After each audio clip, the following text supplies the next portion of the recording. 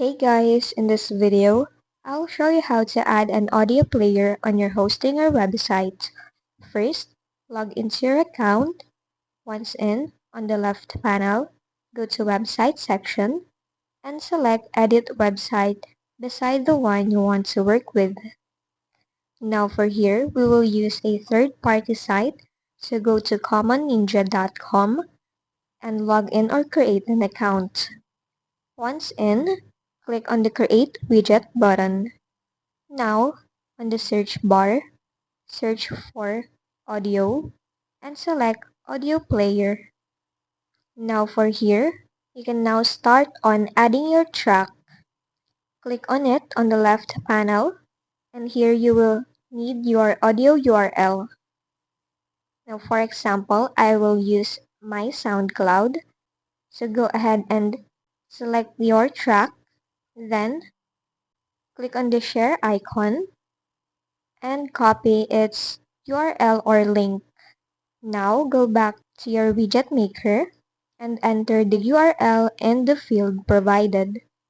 Then you can also change its title. So just add in the title of your track and also the singer of it. Now you can also change its image by clicking on it. But first, save your changes on the top right.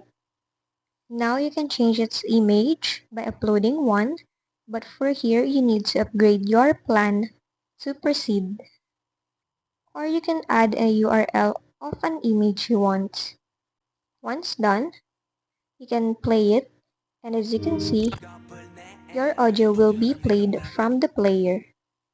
Now save it on the top right, then hit the publish button. It's time to add it to your site, so just go and copy your embed code.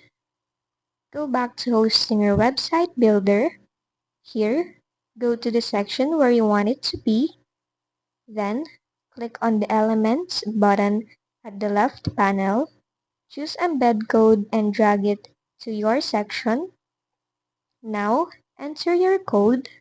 Here, paste it in between the code block.